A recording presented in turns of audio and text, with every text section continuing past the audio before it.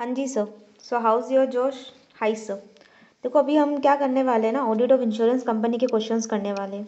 I know Diwali का season है, पटाखे आसपास आपको आवाज़ आती है, बट आपके एग्ज़ाम का सीज़न है। आपको ये याद रखना है, वो जितनी शिद्दत से अपने दिवाली सेलिब्रेट करे उतनी ही शिद्दत से आपको भी अपना एग्ज़ाम जो है वो देना है। सुनिए, कुछ क्वेश्चन है लाइफ इंश्योरेंस के, फटाफट से डिस्कस हो जाएंगे। आप कंटिन्यू करिए वीडियो के साथ, ठीक है? ओके। और if you have any doubt आप मुझे कमेंट सेक्शन में पूछ सकते हैं। Whenever I see your comment I will answer, give you your question answer, जो whatever you can ask me, I will give you answer.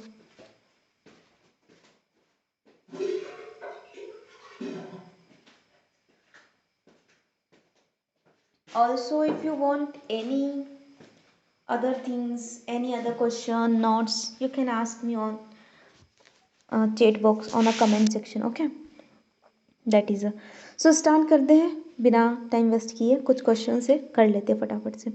what are the steps to be taken while verifying the premium of a general insurance company and life insurance company? बताओ premium अगर general insurance का और life insurance का। अब देखो आप पहले ये कहोगे कि क्या प्रीमियम अलग अलग होता है क्या, जनरल इंश्योरेंस में मिलने वाला प्रीमियम या लाइफ इंश्योरेंस में मिलने वाला प्रीमियम।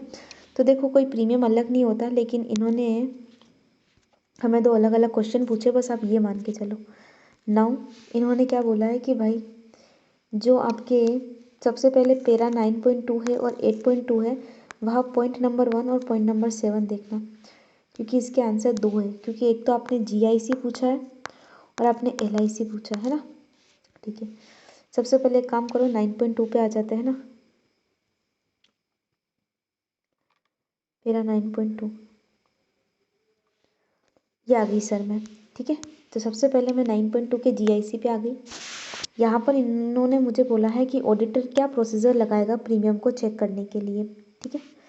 तो अकॉर्डिंग टू यहाँ पर इन्होंने बोल रखा है कि प्रीमियम को चेक करने के लिए, सुनो, ऑडिट ऑफ जनरल इंश्योरेंस में ऑडिट प्रोसीजर्स क्या लगाएगा, किसको चेक करने के लिए? नंबर 1 प्रीमियम को चेक करने के लिए, ठीक है। यहाँ लिखा हुआ है no risk assumption without premium, section 64 VB of insurance act 1938। तो ये आपको आपके एग्ज़ाम में लिखना पड़ेगा, क्योंकि it is a very important कि ये सेक्शन ये कहता है कि भाई साहब जब तक कि तुमने कोई प्रीमियम नहीं रिसीव किया कोई रिस्क तुम्हारे हाथ में नहीं आएगी। सेक्शन 64 VB ऐसा बोलता है। Premium revenue recognitions, verification of premium and then no risk assumption without premium, ये आपको मैंने ऊपर बताया वही चीज़ है। अब देखो वेरिफिकेशन ऑफ प्रीमियम कैसे होता है। सर वेरिफिकेशन ऑफ प्रीमियम कैसे होता है, तो यहाँ पर वेरिफिकेशन ऑफ प्रीमियम के लिए अलग से पॉइंट दे रखे। मैंने क्या बोला, अगर आपको एग्जाम में प्रीमियम के बारे में पूछे तो आप पहले लिखोगे कि बिना रिस्क के कोई प्रीमियम अज्यूम नहीं करेंगे। फिर हम प्रीमियम का रिकग्निशंस कैसे करेंगे, तो यहाँ पर हम प्रीमियम को रिकॉग्नाइज करेंगे। तो इन्होंने बोल रखा है कि premium revenue recognition is based on pattern of risk to which the insurer is expose, ठीक है। तो हम जनरली पैटर्न ऑफ रिस्क के बेसिस पर अपना रेवेन्यू रिकॉग्नाइज करेंगे।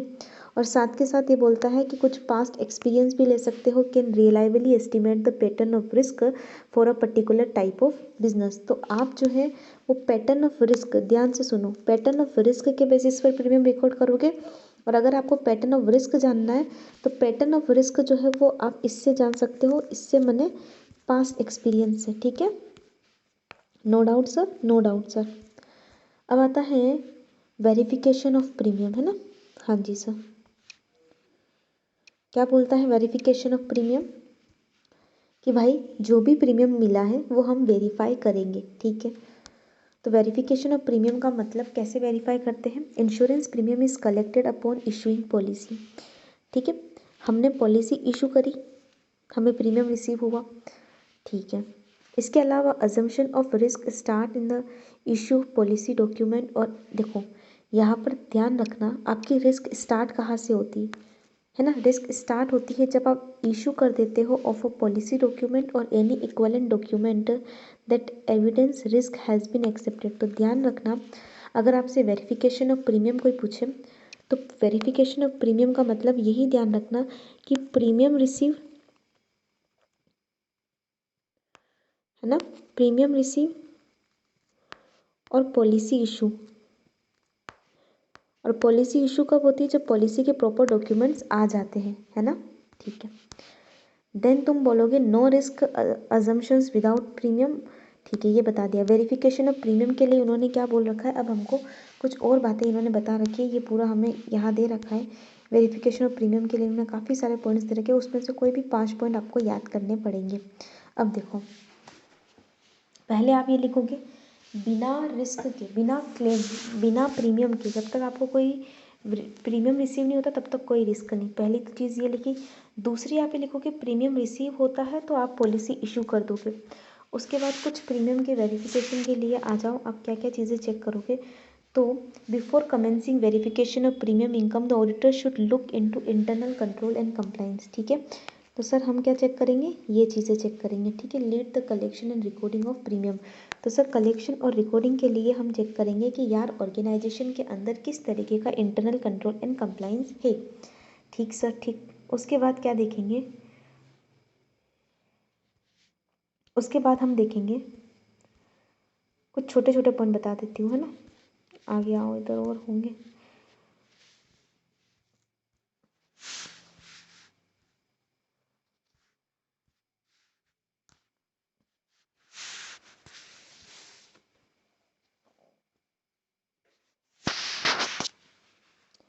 The auditor should also check that money collected by the agent from the policyholder have been received by the company as quickly as possible। देखो होता क्या है ना, ये आप हो, ये एजेंट होता है ना, और ये कंपनी होती है। सबसे पहले आप इस एजेंट को पैसा देते हो और एजेंट कंपनी को पैसा देता है।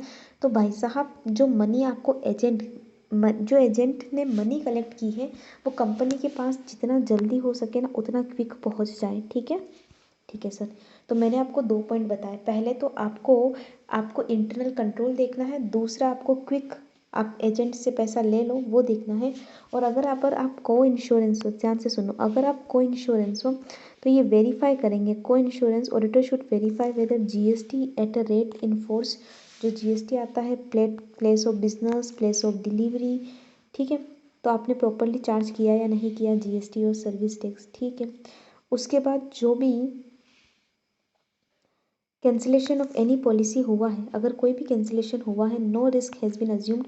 अगर पॉलिसी ही कैंसिल हो गई है तो कोई रिस्क अज्यूम नहीं की जाएगी। ठीक है, नो रिस्क। अगर कैंसिलेशन ऑफ पॉलिसी हो गया है तो कैंसिलेशन पे हमने क्या बोला sir, no risk, no risk, no risk, है ना।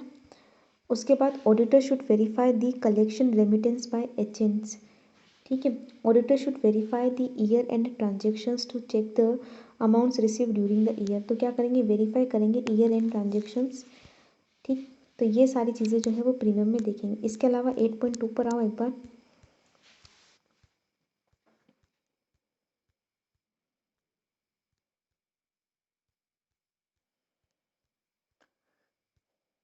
इधर 8.2, 7,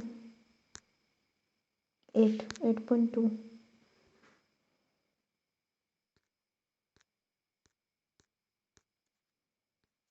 9।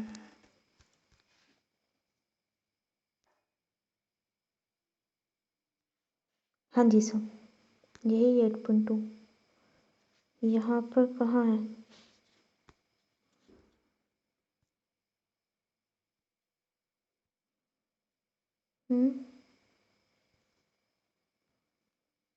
आई थिंक ये 7 के बारे में कह रहा था क्या, प्रीमियम। मेरे को तो यही लग रहा है, अकाउंटिंग ऑफ प्रीमियम। हाँ सर, चलो ये देख ही लो। ये एलआईसी के अंदर है ना। तो एलआईसी के अंदर क्या कहता है कि अगर कोई प्रीमियम कलेक्शन के बारे में, अकाउंटिंग के बारे में और रिकन्सिलेशन के बारे में बात होगी तो कैसे होगी, समझना बहुत इजी है। आपको थोड़ी स्पीड स्लो लग सकती है इस वीडियो के लिए, तो आप एक काम करना 1.5 कर लेना। ठीक है, मैं आपको नहीं चाहती कि आप अपना जो है वो टाइम जो है वो पूरा ज़ीरो, मतलब नॉर्मल स्पीड पे देके 1.5 कर देना, आपको वैसे भी इजीली समझ में आएगा।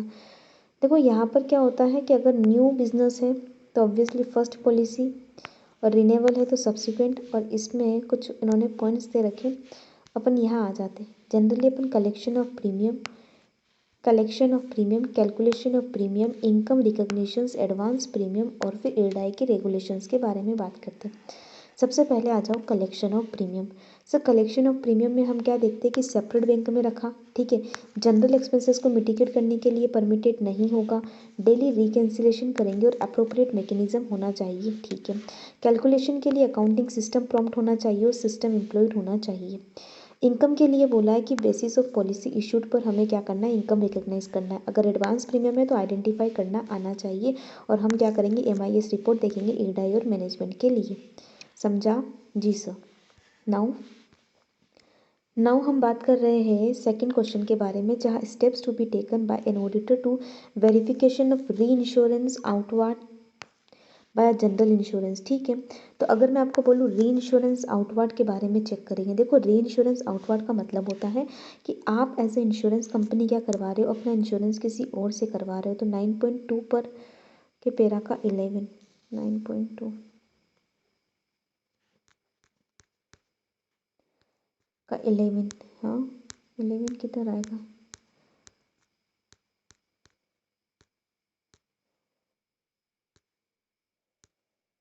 जी सर। यहाँ पर आपको ये दिख रहा है और यहाँ पर वेरिफिकेशन ऑफ इनवार्ड नहीं, हमें आउटवार्ड चाहिए, ठीक है। ये देखो, ये हमें लिखना है verification of reinsurance outward. तो अगर हम यहाँ पर कोई 5 पॉइंट देखें तो क्या देखेंगे, देखो री इंश्योरेंस आउटवार्ड में हम ये देखते हैं कि भाई जो भी प्रीमियम जो है क्लेम है, आउटस्टैंडिंग क्लेम है वो, उसके बाद जो भी पैटर्न ऑफ री इंश्योरेंस है, उसके बाद जो भी हमको रेमिटेंस है, या फिर यहाँ अब देखो काफ़ी सारे पॉइंट्स हैं। अब इसमें से कोई भी आपको 5 पॉइंट जो है वो याद रखने होंगे। Now state the procedures of verification of agent balance in the course of audit of general insurance। तो ये बोलता है वेरिफिकेशन ऑफ एजेंट बैलेंस, ठीक है। वेरिफिकेशन ऑफ एजेंट बैलेंस तो क्या बोलता है, बोले 9.2 पे पॉइंट नंबर 8,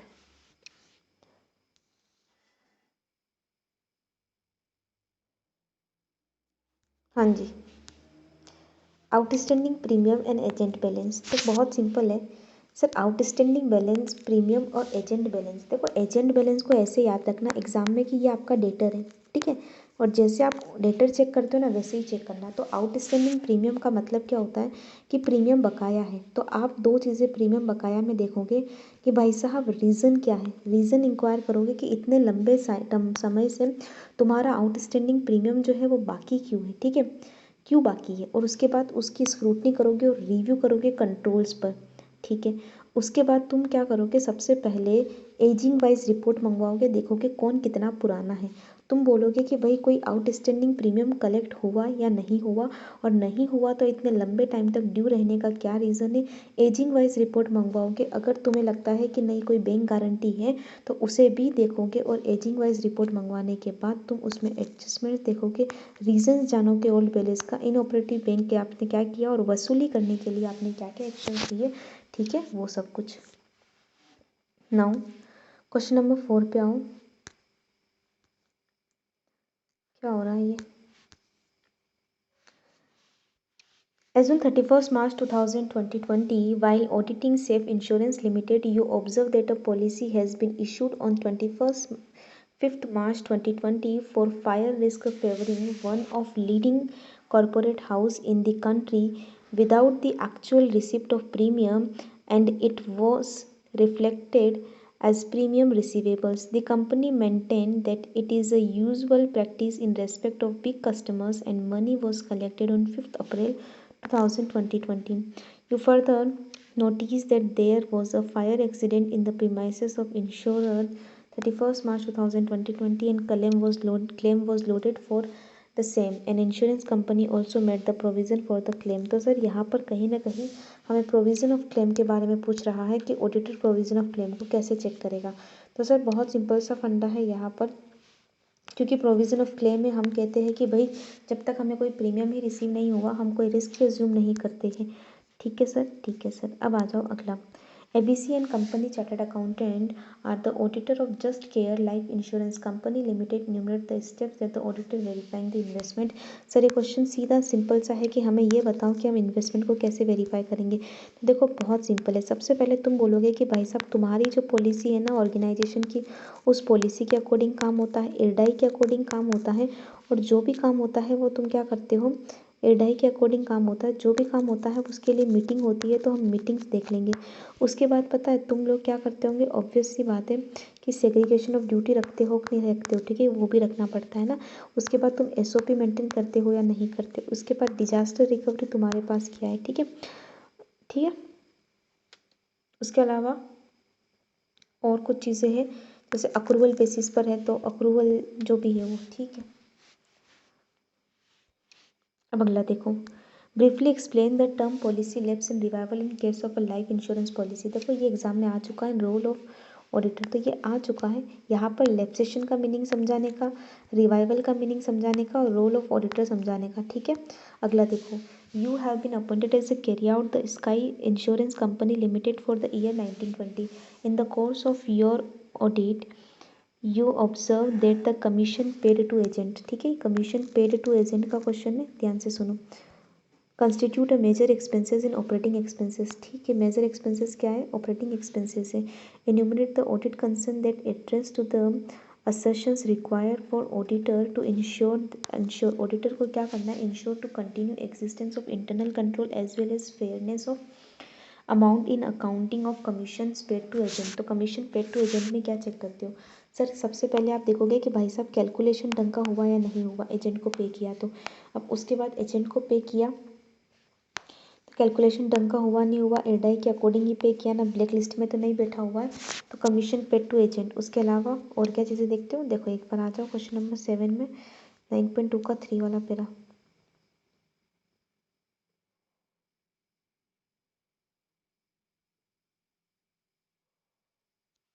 जी सर, देखो है ना, यहाँ पर क्या बोल रखा है इन्होंने, कुछ पॉइंट्स दे रखे हैं। रोल ऑफ ऑडिटर क्या दे रखा है, कमीशन के बारे में, यहाँ पढ़ो पहले एक बार। The commission is the consideration payable for getting the insurance business.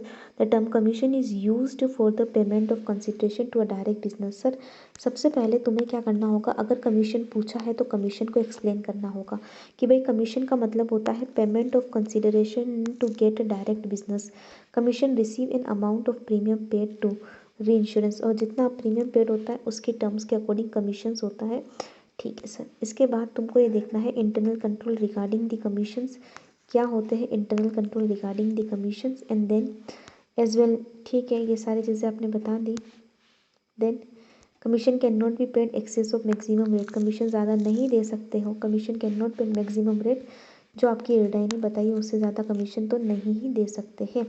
उसके अलावा क्या करोगे, नॉट एक्सेस पेड, देखो एडाई से ज़्यादा पे नहीं करेंगे, पेड वेट करेंगे एज पर एडाई, ज़्यादा पे नहीं करेंगे, एडाई की रेट पर पे करेंगे, जो उसी को पे करेंगे जो बिजनेस को सॉलिसिट कर रहा हो, जो ब्लैक लिस्ट ना हो एडाई से, ठीक है। फिर आता है सर हम वाउचर चेक करेंगे डिसबर्समेंट का, फिर हम उसके बाद चार्ज इंचार्ज चेक करेंगे, हम कमीशन अलाउड कितना है, टेस्ट चेक करेक्टनेस चेक करेंगे, लेजर्स चेक करेंगे, और बाद में हम लोग क्या करेंगे, पीरियड ऑफ ऑडिट में अकाउंटेड हुआ या नहीं हुआ हम वो भी चेक करेंगे। नाउ अगला आ जाओ, you are the auditor of Goodluck general insurance company, you want to insure that there exist good system that effectively serves the requirement of true and fair accounting of claim related expenses and liabilities। Examine करो तो क्या बोला, you insures that exist good system effectively serves the requirements of true and fair accounting of claim related expenses and liability. हाँ जी सर, claim related expenses and liability के बारे में बात हो रही है, तो आपको सजेस्ट करना है। तो यहाँ पर देखो क्लेम के बारे में पूछ रखा है, क्लेम के बारे में पूछ रखा है, ठीक है, हाँ जी सर। तो क्लेम के प्रोविज़न क्लेम पेड करने वाले को आपको बताना होगा।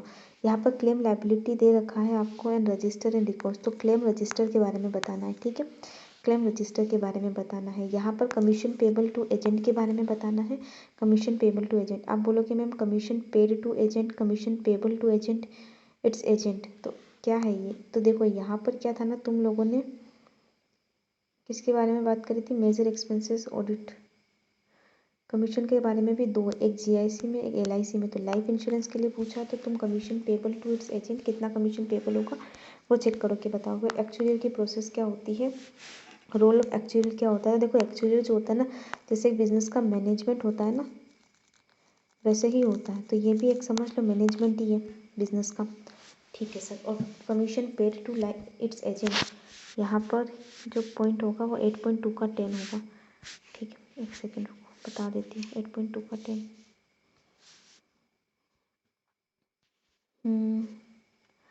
ये देखो वो कमीशन पेबल नहीं था, ये कमीशन पेबल टू एजेंट है, और वो भी एलआईसी में। तो थोड़ी चीज़ें आपको भी याद रखनी होगी, जीआईसी अलग है, एलआईसी अलग है। और यहाँ पर क्या होता है, कमीशन पेबल टू एजेंट में ऑडिटर का रोल क्या होता है, वो चेक करता है कि कैलकुलेशन ढंग से हुई या नहीं हुई, कमीशन का पेमेंट सिस्टम प्रॉपर है या नहीं है, लिमिट के अंदर पे किया नहीं किया, इंश्योरेंस एक्ट की क्लोड बैक का मतलब कैंसिल हो गई तो वो जो कमीशन उसको पे किया वो वापस आ गया, और कमीशन प्रोसेसिंग सिस्टम जो है वो करेक्ट तो है या नहीं है, ये चीज़ें चेक करता है। उसके बाद हमने बता रखा है कि insurance business is generally solicited by the insurance agent, तो ये उनके कलेक्शन ऑफ प्रीमियम को लेकर बात कर रखी है। ठीक है, ठीक है सर। अब मेरी बात सुनो प्लीज़ एक बार, ये मैंने आपको पूरा चैप्टर बता दिया, बट हाँ ठीक है। चलो, रेस्ट नॉलेज में अभी कुछ बचा है क्या? नहीं सर, नहीं बचा है। चलो done. Okay, thank you so much. अब देखो ये क्वेश्चन में मैं आपको ये कहूँगी कि ये कमीशन क्लेम वाला जो है वो इम्पोर्टेंट है, क्योंकि तुम कंफ्यूज भी हो गए, तो एक बार अच्छे से देख लेना। ठीक है, डन।